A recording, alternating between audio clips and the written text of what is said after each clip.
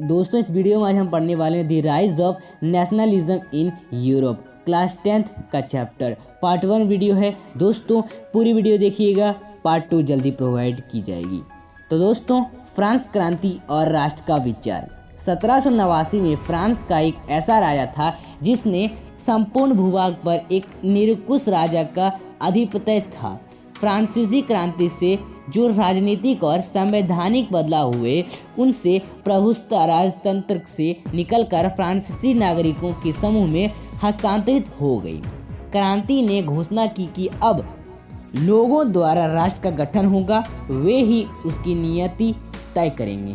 फ्रांसीसी क्रांति के दौरान परिवर्तन। फ्रांस की क्रांति ने फ्रांस के सामाजिक और राजनीतिक ढांचे को पूरी तरह से बदल दिया। इस क्रांति ने राजशाही सामंतवाद को समाप्त कर दिया और कैथोलिक चर्च से राजनीतिक शक्ति को उखाड़ फेंका। इस क्रांति ने स्वतंत्रता के साथ साथ गुलामी के उन्मूलन और महिलाओं के अधिकार की दिशा और दशा बदल दी। Civil code of 1804 Napoleonic code. France की सिविल संहिता फ्रेंच आधिकारिक नाम कोड सिविल डैश फ्रेंचिस नेपोलियन फर्स्ट द्वारा 1804 में फ्रांस में लागू की गई। इसे नेपोलियन कोड भी कहा जाता है। इस संहिता द्वारा जन्म के आधार पर दिए गए विशेषाधिकार बंद कर दिए गए।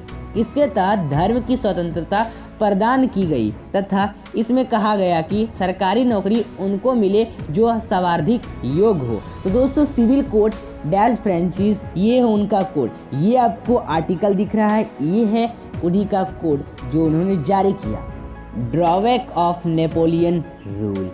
यह प्रारंभिक उत्साह जल्द ही शत्रुता और विरोध में बदल गया जब यह स्पष्ट हो गया कि नई प्रशासनिक व्यवस्थाएं राजनीतिक स्वतंत्रता के साथ साथ नहीं चल रही है। सेंसरशिप, कराधान यूरोप के बाकी हिस्सों को जीतने के लिए आवश्यक फ्रांसीसी सेनाओं में जबरन भर्ती सभी प्रशासनिक परिवर्तनों के लाभों को पछाड़ते हुए प्रतीत हुए। यूरोप में राष्ट्रवाद का निर्माण। 18वीं शताब्दी के मध्य में यूरोप में कोई राज्य नहीं थे।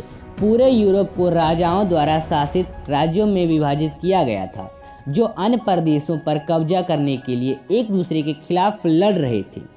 विभिन्न साम्राज्यों में रहने वाले लोग एक सामान्य पहचान और इतिहास साझा नहीं करते थे।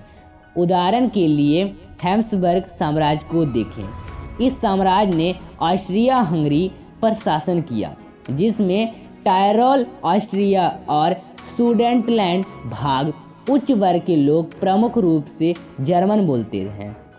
लोम्बार्डी और वेनेसिया के प्रांत इतालवी बोलते हैं। हंगरी में आधी आबादी मग्यार बोलती है, जबकि अन्य आधी कई तरह की बोलियां बोलती है।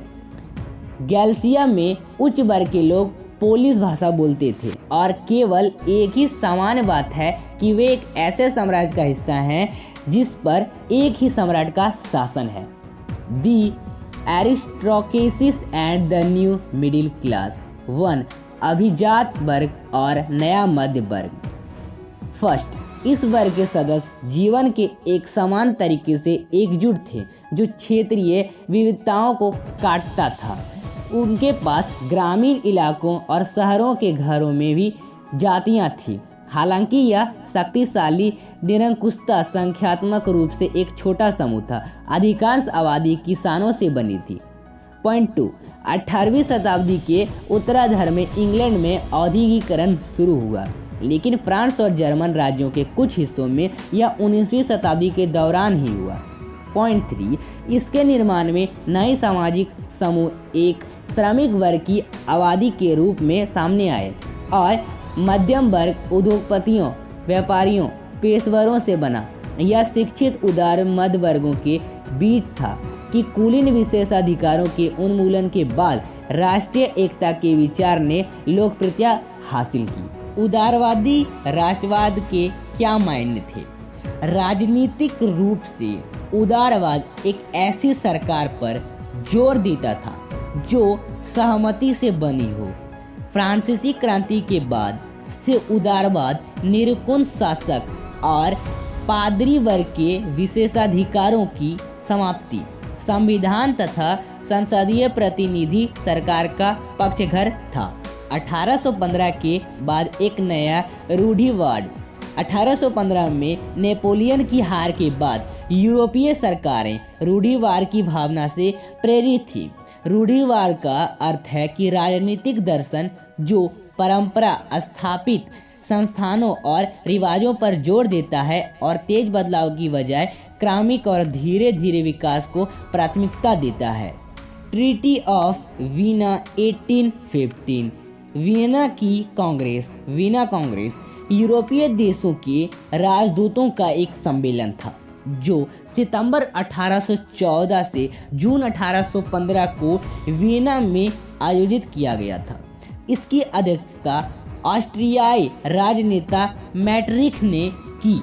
तो दोस्तों ये था आपका the rise of nationalism in Europe का पार्ट 1। जहां दोस्तों पार्ट 2 जल्दी प्रोवाइड की जाएगी। दोस्तों वीडियो को लाइक कर दिए और चैनल को सब्सक्राइब कर दीजिए। फिर मिलते हैं अगले वीडियो के साथ।